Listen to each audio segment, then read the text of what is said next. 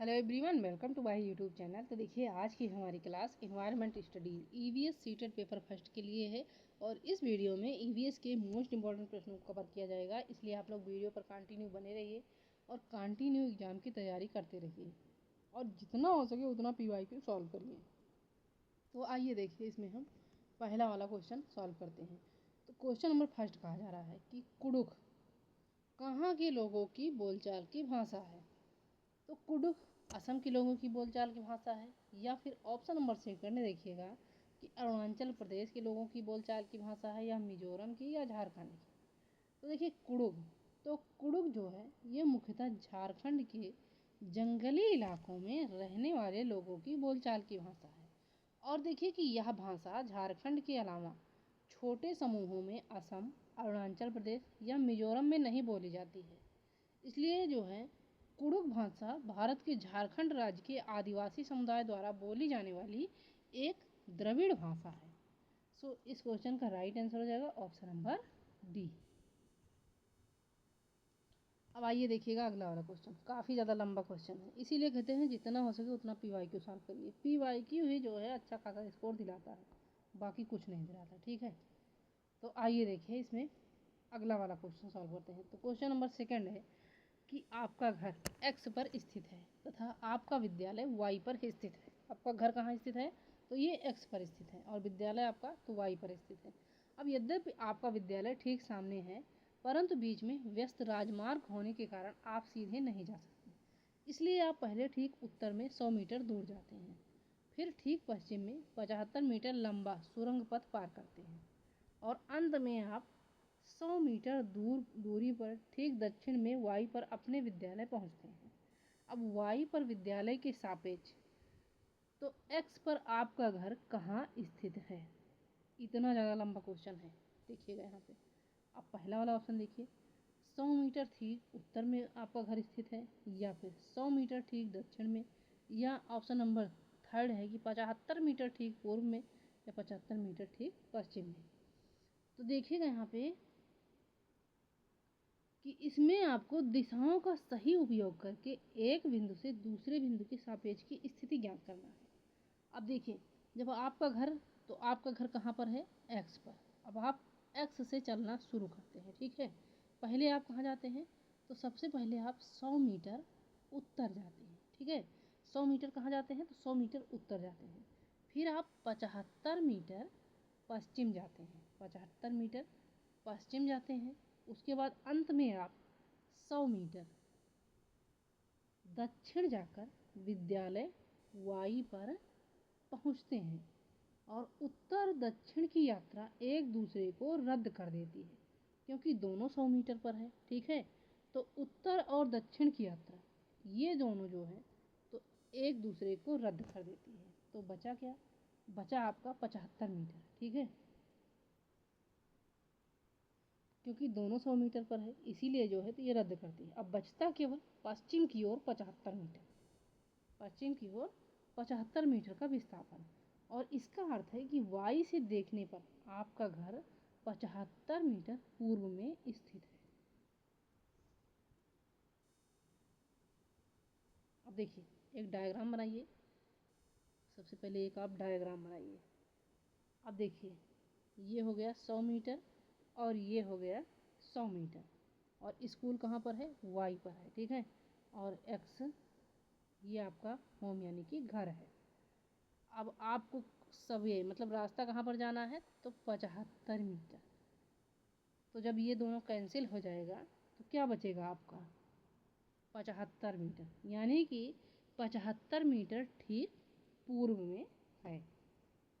इसलिए आपका यहाँ पे करेक्ट आंसर हो जाएगा ऑप्शन नंबर सी। अब देखिएगा नेक्स्ट क्वेश्चन। इसमें कहा जा रहा है कि कोई रेलगाड़ी नागरकोइल से 5 जून 2020 को प्रातः 4:15 स्टेशन से चलकर 7 जून 2020 को 3:15 पर गांधीधाम पहुंचती है। अब रेलगाड़ी द्वारा चली गई दूरी 2640 किलोमीटर है।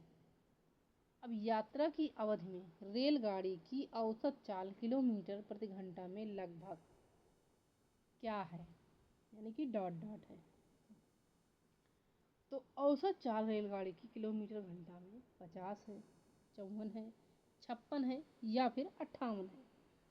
तो देखिए आपको इसे ज्ञात करने के लिए क्या करना होगा, औसत चाल बराबर औसत चाल बराबर कुल दूरी, ठीक है, कुल दूरी बटे कुल समय, बटे कुल समय। अब इसकी गणना समय की आपको बहुत सावधानी से करनी होती है, क्योंकि देखिए रेलगाड़ी 5 जून 2020 प्रातः 4:15 पर चली, ठीक है, 4:15 पर चली। और 7 जून 2020 को, कब, 7 जून 2020 को 3:15 पर पहुंची। 5 जून 5 जून को 5 जून 2020 को 4:15 पर चली और 7 जून 2020 को 3:15 पर पहुंची। अब देखिएगा यहाँ पे, तो 5 जून को 4:15 से 7 जून 4:15 तक पूरे 48 घंटे हो गए, लेकिन गाड़ी 7 जून को 3:15 पर पहुंची, यानी कि 1 घंटा कम हुआ, ठीक है। कुल कितना घंटा हुआ, तो कुल 47 घंटा हुआ। अब आप 48 में से 1 घंटा घटा दीजिए तो ये बराबर कितना हो जाएगा, 47 घंटे। और कुल दूरी कितना हो गई, तो कुल दूरी ज्ञात करिए, कुल दूरी, कुल दूरी आपकी हो गई 2640 किलोमीटर। अब औसत चाल, तो औसत चाल 2640 बटे 47।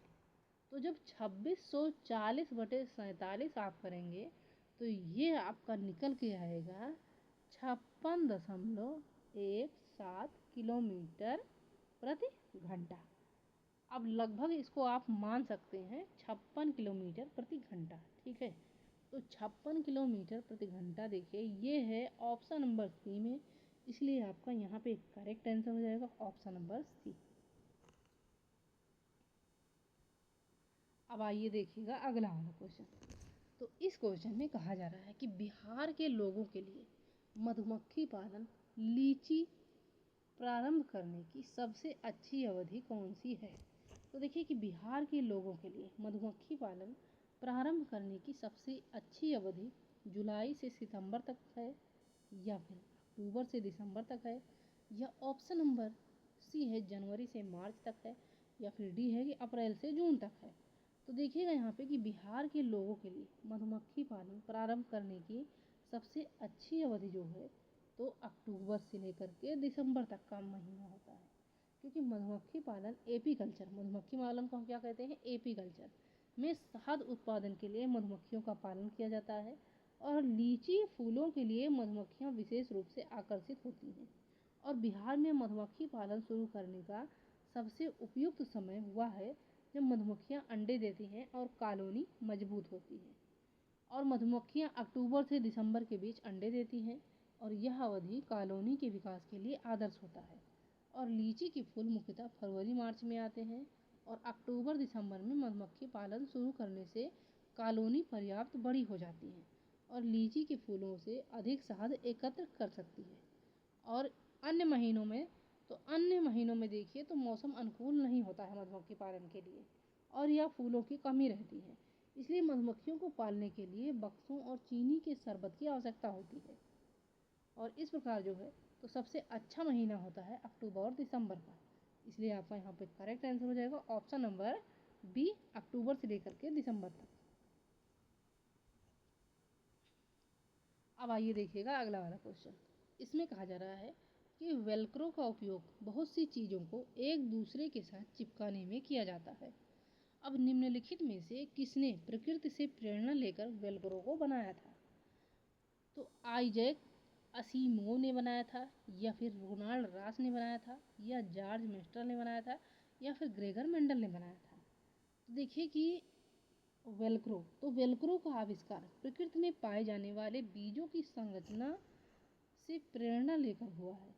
और ये देखिए तो ये सन 1948 में जॉर्ज मेस्ट्रल के द्वारा जॉर्ज मेस्ट्रल अपने कुत्तों के साथ टहलने से लौटे और उन्होंने देखा कि उनके कपड़ों और कुत्तों के फर पर छोटे छोटे बीज चिपके हुए हैं और सूक्ष्मदर्शी से देखने पर पता चला कि बीजों में कई छोटे कांटे हैं जो फर या कपड़े से चिपक जाते हैं। और इसी संरचना की नकल करते हुए मिस्ट्रल ने वेलक्रो बनाया। और वेलक्रो में क्या होता है, हुक और लूप जैसी सतह होती है जो कि आपस में चिपक जाती है। और हुक और लूप जैसी सतह जो है आपस में चिपक जाती है, देखिए जूते वूते में देखिएगा या पर्स वर्स में देखिएगा तो ये रहता है, ठीक है। इसलिए जो है इस क्वेश्चन का करेक्ट आंसर हो जाएगा option number C, George Mistral. अब आइए देखिएगा अगला वाला क्वेश्चन। तो अगले वाले क्वेश्चन में कहा जा रहा है कि निम्नलिखित में से कौन भारत का संघ शासित प्रदेश है। तो आपसे पूछा जा रहा है कि भारत का संघ शासित प्रदेश यानी कि केंद्र शासित प्रदेश, ठीक है। ऑप्शन देखिएगा यहाँ पे, पहला वाला ऑप्शन है अरुणाचल प्रदेश, सेकंड है मणिपुर, थर्ड है मेघालय, फोर्थ है जम्मू और कश्मीर। तो आपसे संघ शासित प्रदेश पूछा जा रहा है यानी कि केंद्र शासित प्रदेश। तो देखिए वर्तमान में आपके भारत में 28 राज्य और 8 केंद्र शासित प्रदेश हैं, जिसमें से अरुणाचल प्रदेश, मणिपुर और मेघालय तो ये पूर्ण रूप से एक राज्य है, ना कि केंद्र शासित प्रदेश। बल्कि जम्मू कश्मीर को 5 अगस्त 2019 को, जम्मू कश्मीर को जो है तो 5 अगस्त 2019 को संघ शासित यानी कि केंद्र शासित प्रदेश बनाया गया और इसकी अपनी विधानसभा है, फिर भी यह केंद्र शासित प्रदेश है। इसलिए आपका यहाँ पे करेक्ट आंसर हो जाएगा ऑप्शन नंबर डी।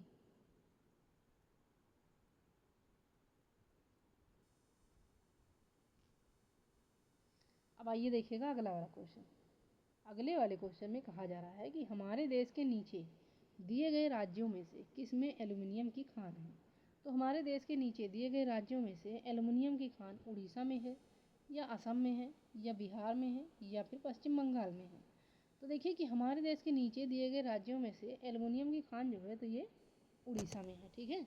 अब उड़ीसा जो है तो एल्युमिनियम का अयस्क बॉक्साइट है और भारत में सबसे अधिक बॉक्साइट भंडार जो पाए जाते हैं तो उड़ीसा में ही पाए जाते हैं, क्योंकि एल्युमिनियम धातु बॉक्साइट अयस्क से ही प्राप्त होती है। और उड़ीसा में भारत के कुल बॉक्साइट संसाधनों का 50% से अधिक भाग है, इसलिए उड़ीसा में एल्युमिनियम की खानें सबसे अधिक पाई जाती हैं।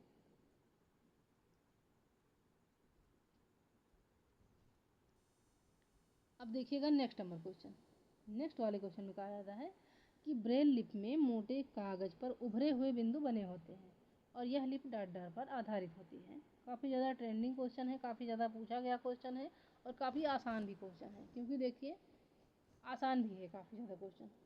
अब इसमें देखिए 5 बिंदुओं पर आधारित होती है ब्रेल लिपि, या 6 बिंदुओं पर, या 7 बिंदुओं पर, या फिर 8 बिंदुओं पर।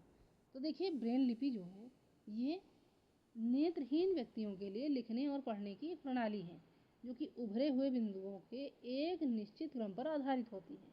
और ब्रेल लिपि में प्रत्येक अक्षर एक यानी कि 3x2 के आयताकार ग्रिड में व्यवस्थित होते हैं और इस ग्रिड में कुल 6 स्थान होते हैं, जिनमें से कुछ पर बिंदु उभारे जाते हैं और कुछ खाली रहते हैं।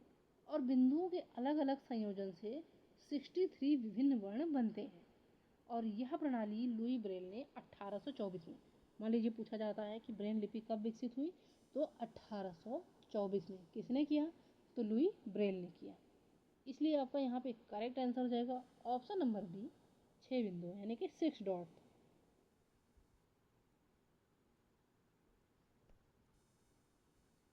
अब देखिएगा अगला वाला क्वेश्चन। इसमें कहा जा रहा है कि प्याज की फसल उगाने के लिए कई तरह के कार्य करने होते हैं। अब नीचे दिए गए चरणों पर विचार कीजिए और वह विकल्प चुनिए जिसमें इन चरणों को सही क्रम में दिया गया है। ऑप्शन देखिएगा यहाँ पे, पहला वाला ऑप्शन है कि मृदा को खोद कर नरम बनाना, सेकेंड है कि प्याज के ऊपर की सूखी पत्तियों को काटना, सी है कि बीज बोना, उसके बाद ऑप्शन नंबर डी है खरपतवार हटाना, और ई है कि प्याज को उखाड़ कर निकालना। तो देखिए अब यहाँ पे 4 विकल्प दिए जा रहे हैं। पहला विकल्प देखिएगा, तो पहला विकल्प का क्रम आपको व्यवस्थित करना है, ACDEB, या फिर ADCBE होगा क्रम, या ACDBE होगा, या फिर ऑप्शन नंबर डी है कि ADCEB होगा। तो देखिए कि इतना बड़ा क्वेश्चन है कि देखिए स्क्रीन पे लाना संभव नहीं है। कि प्याज की फसल उगाने में क्रमबद्ध चरण होते हैं। पहले मिट्टी तैयार किया जाता है। पहले क्या किया जाता है? तो मिट्टी तैयार किया जाता है, फिर बीज बोना होता है, उसके बाद खरपतवार हटाना, फिर प्याज उखाड़ना और अंत में सूखी पत्तियां काटना। ठीक है, इसलिए देखिएगा आपका सही क्रम हो जाएगा। सबसे पहले आपको क्या करना है? मृदा को खोदकर नरम बनाना होगा, फिर आपको बीज बोना होगा। ठीक है, उसके बाद आपको बीज बोने के बाद में खरपतवार हटाना होगा। उसके बाद आपको क्या करना होगा? तो प्याज के ऊपर की सूखी पत्तियों को काटना होगा, फिर प्याज को उखाड़ कर निकालना होगा। यानी कि ACDEB जो क्रम होगा आपका, तो ACDEB का होगा। तो आइए देखिए ACDEB किस क्रम में है?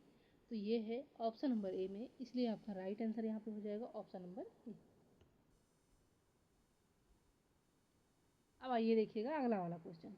अगले वाले क्वेश्चन में कहा जा रहा है कि हमारे देश में एक स्थान है जिसे शीत मरुस्थल कहते हैं और यह क्षेत्र ऊंचा, सूखा और समतल है। और यह क्षेत्र कहाँ स्थित है? तो यह क्षेत्र शिलांग यानी कि मेघालय में स्थित है, या फिर दार्जिलिंग यानी पश्चिम बंगाल में स्थित है, या हिमाचल प्रदेश यानी कि शिमला में स्थित है, या लेह यानी कि लद्दाख में स्थित है। तो देखिए कि भारत का शीत मरुस्थल, शीत आपसे पूछा जा रहा है, ठंडा मरुस्थल, ठीक है, तो भारत का शीत मरुस्थल एक ऊंचा, सूखा व समतल क्षेत्र है जहां अत्यधिक ठंड पड़ती है और यह हिमालय के वृक्ष छाया क्षेत्र में होने के कारण बहुत कम वर्षा यहाँ पर होती है। और भारत का एकमात्र शीत मरुस्थल जो है तो लद्दाख में लेह के आसपास स्थित है। और यह देखिए इसकी ऊंचाई, तो देखिए इसकी ऊंचाई जो है तो समुद्र तल से लगभग 300 मीटर, 3000 मीटर, देखिए 3000 मीटर ऊपर है। और यहाँ सालाना 10 सेंटीमीटर से भी कम वर्षा होती है यहाँ पे। और गर्मियों में भी तापमान कम रहता है और सर्दियाँ यहाँ पे बहुत कड़ी होती है। और हिमालय पर्वत मानसूनी हवाओं को रोकता है, इसलिए यह क्षेत्र सूखा रहता है। और यहाँ की जलवायु, ऊंचाई और सूखापन इसे शीत मरुस्थल बनाते हैं। इसलिए आपका यहाँ पे करेक्ट आंसर हो जाएगा ऑप्शन नंबर डी, लेह यानी कि लद्दाख।